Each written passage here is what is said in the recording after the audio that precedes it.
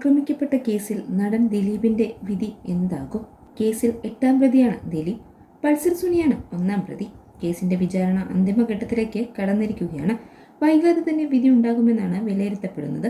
അതിനിടയിൽ ഇപ്പോഴിതാ പ്രോസിക്യൂഷൻ സുപ്രധാന ആവശ്യത്തിന് അവസാന ഘട്ടത്തിന്റെ കോടതി അനുമതി നൽകിയിരിക്കുകയാണ്. കോടതിയിൽ കൂടുതൽ കാര്യങ്ങൾ ബോധിപ്പിക്കാനുണ്ടെന്ന പ്രോസിക്യൂഷന്റെ ആവശ്യമാണ് കോടതി അംഗീകരിച്ചത്. നടി ആക്രമിക്കപ്പെട്ട കേസിൽ 7 വർഷം നീണ്ട വിചാരണയാണിപ്പോൾ അവസാന ഘട്ടത്തിലേക്ക് കടക്കുന്നത്.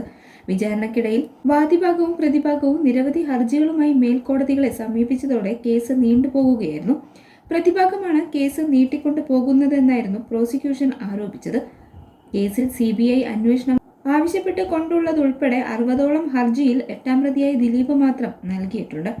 അതേസമയം കൂടുതൽ വാദം അവതരിപ്പിക്കാനുണ്ടെന്ന പ്രോസിക്യൂഷന്റെ ആവശ്യം കോടതി അംഗീകരിച്ചതോടെ ഇക്കാര്യങ്ങളിൽ മറുപടി അറിയിക്കാൻ പ്രതിഭാഗത്തിനും അവസരം ലഭിക്കും.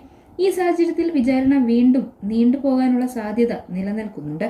2017 കേരളത്തെ ഞെട്ടിച്ചുകൊണ്ട് ഓടുന്ന കാറിൽ വെച്ച് പ്രമുഖ നടി ആക്രമിക്കപ്പെട്ടത്. 2 ദിവസത്തിന് പിന്നാലെ കേസിലെ പ്രധാന പ്രതിയായ പൾസർ സുനി അറസ്റ്റിലായി. കോടതിയിൽ കീഴടങ്ങാനെത്തിയ സുനിയെ നാടകീയമായായിരുന്നു പോലീസ് പിടികൂടിയത്. സുനി പിടിക്കപ്പെട്ട മാസങ്ങൾ കഴിഞ്ഞാണ് നടൻ ദിലീപിൽ അറസ്റ്റാവുന്നത്. ഗൂഢാലോചന കുറ്റം ചുമത്തിയാണ് നടന്റെ അറസ്റ്റ്. തുടർന്ന് 85 ദിവസത്തോളം ദിലീപ് ജയിലിൽ കിടന്നു. പിന്നീട് കർശന വ്യവസ്ഥകളോടെയാണ് ദിലീപ് കേസിൽ നിന്ന് ജാമ്യം ലഭിച്ചത്. ദിലീപാണ് പൾസർ സുനിക്ക് കൊട്ടേഷൻ നൽകിയതെന്നാണ് കേസ്. അടുത്തിടെ ജാമ്യം ലഭിച്ച് പുറത്തിറങ്ങിയതിന് പിന്നാലെ പൾസർ സുനി ഇക്കാര്യം ആവർത്തിച്ചിരുന്നു. റിപ്പോർട്ടർ ചാനലിന്റെ ഒളിക്യാമറ ഓപ്പറേഷനിലായിരുന്നു ദിലീപ് പങ്കുണ്ടെന്ന് പറഞ്ഞത്. 1.5 കോടി രൂപയാണ് തനിക്ക് ദിലീപ് കൊട്ടേഷൻ നൽകിയത് എന്നാണ് സുനി വെളിപ്പെടുത്തിയത്. ഇത് 80 ലക്ഷത്തോളം രൂപ മാത്രമാണ് തനിക്ക് ലഭിച്ചതെന്നും ബാക്കി തുക കിട്ടാനുണ്ടെന്നും സുനി പറഞ്ഞിരുന്നു. കുടുംബതർക്കമാണ് ദിലീപിന് നടിയോടുള്ള പകയ്ക്ക് കാരണം. സംഭവം നടന്ന ദിവസം എല്ലാ കാര്യങ്ങളും ദിലീപ് നിരീക്ഷിക്കുന്നുണ്ടായിരുന്നു. തത്സമയം നടൻ വിവരങ്ങൾ അറിയുന്നുണ്ടായിരുന്നു.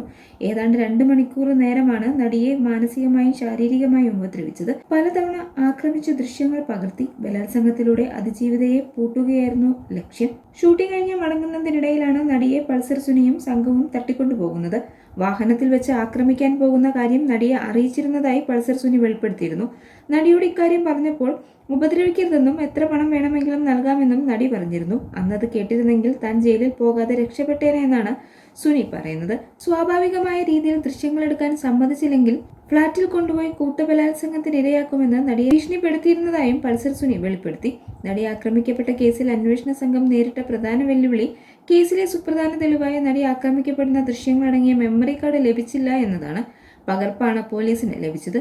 മെമ്മറി കാർഡിലെ ദൃശ്യങ്ങളുടെ 1ലേറെ പകർപ്പുകൾ എടുത്തിട്ടുണ്ടെന്ന് നേരത്തെ സുനി വെളിപ്പെടുത്തിയിരുന്നു.